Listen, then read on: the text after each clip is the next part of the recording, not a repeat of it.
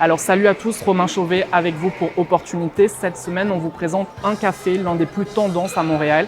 Il a été sélectionné par le Forbes Magazine, rien que ça. Alors justement, qu'est-ce qu'en pense son cofondateur? Eh bien, on allait lui poser la question, c'est Alex Ragoussi.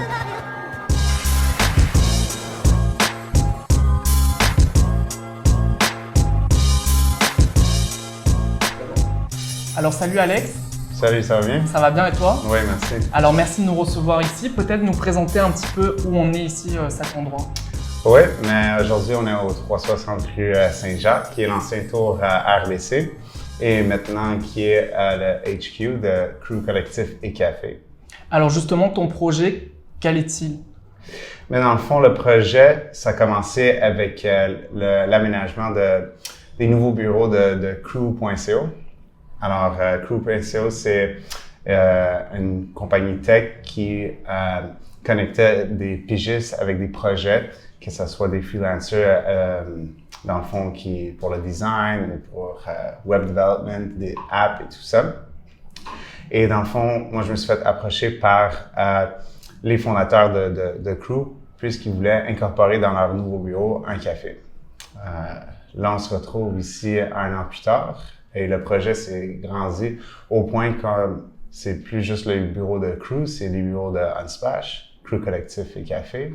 Et on retrouve un collectif, des salles de conférence, un café de 3000 pieds carrés et même un espace événementiel. Alors justement, dans ce processus-là d'expansion, est-ce qu'il y a eu des défis que tu as dû relever? Ah oui, bien sûr. Même à ce jour, on a plusieurs défis. Qu'est-ce qu'il faut comprendre, c'est que notre concept change constamment puisqu'on adapte, on essaie vraiment d'accommoder les gens, on essaie de vraiment comprendre c'est quoi la demande. Je pense surtout quand on parle du côté de coworking, c'est quelque chose qui est encore nouveau pour certains gens et c'est pour ça que nous, on expérimente souvent quelle est la meilleure façon de les accommoder, qu'est-ce qu'on doit avoir présent dans l'espace pour créer l'atmosphère parfaite pour une concentration, etc. Alors justement, ça serait quoi la différence avec les autres espaces de coworking? Il y en a quand même pas mal à Montréal qui se développent là ces derniers mois.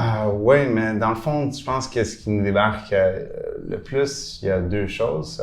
Un étant donné l'espace qu'on est, l'héritage qui se retrouve dans l'espace, mais je pense que la chose qui nous démarque c'est encore plus, c'est le fait qu'on a un café qui se retrouve au centre de tout. Comparativement à d'autres espaces où on est limité avec l'offre, que ce soit pour la nourriture ou le café, on a vraiment trouvé que les cafés sont devenus de plus en plus l'espace parfait pour le travail. C'est pour ça qu'on a adopté un peu l'espace qui entoure le café. Et dans le fond, le coworking complimente le café autant que le café complimente vice-versa. Et peut-être l'une des différences aussi, c'est le Forbes Magazine qui vous a accordé la distinction d'un meilleur espace de travail ici à Montréal. Ouais. Alors j'aimerais que tu nous dises comment tu l'as appris, quelle a été ta première réaction? Dans le fond, ils nous ont approchés pour nous demander des photos parce qu'ils voulaient nous mentionner justement dans un article. Vous savez que on est chanceux depuis le début du projet qu'on s'est fait approcher par quand même beaucoup de personnes pour justement être publié et tout. Quand on a vu l'article sortir et qu'on a vu que ça a été numéroté, puis on était que numéro 1 sur la liste. Donc là, tu l'as appris sur Internet? Ah oui, ils nous ont pas dit que ça allait être un top 10, top 5, je pense que c'était finalement un top 5. Quand on a vu le numéro 1, je pense tout le monde s'est envoyé des textos, c'était toute une grosse journée pour nous, on est assez fiers. Est-ce que justement maintenant il y a plus de clients qui viennent, plus de fréquentation? Je dois dire que depuis qu'on a ouvert, on n'arrête pas d'agrandir. On voit de plus en plus de demandes dans l'espace que des gens y rentrent, mais je dois avouer que depuis qu'on a été mentionné sur Forbes, les gens nous le mentionnent. Je pense que Forbes, c'est quand même assez gros, c'est international, alors ouais. C'est quand même pas rien, oui. Ouais. Est-ce que, peut-être parce que là, il y a des gens qui vont s'inspirer du modèle que vous avez fait ici, quels conseils tu pourrais leur donner pour les gens qui vont se lancer en affaires, par exemple? Ça serait quoi les conseils que tu leur donnerais en tant que Il y a beaucoup de conseils, mais je veux dire, tu sais, moi, j'arrive dans un background qui est plus service, alimentaire. J'étais chef avant. Et c'est pour ça que, pour moi, l'espace du café, c'est quelque chose que je maîtrise un peu plus. Mais je pense que c'est probablement l'élément le plus difficile qu'on retrouve dans l'espace. Les salles de conférence, on a pu adopter avec des services de plateforme qu'on trouve pour les réservations. C'est quasiment rendu autonome pour nous. C'est le coworking, mais encore une fois, on a plein d'autres plateformes qu'on utilise pour justement s'organiser pour les membres, pour les paiements et tout ça. Mais le café, ça reste quand même... en français, mais en anglais, on dit brick and mortar.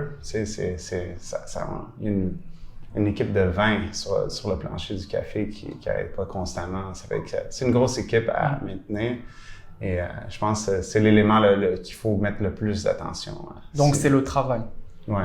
Et est-ce que là, dans les prochains mois, ça serait quoi les défis? Est-ce que c'est durer dans le temps?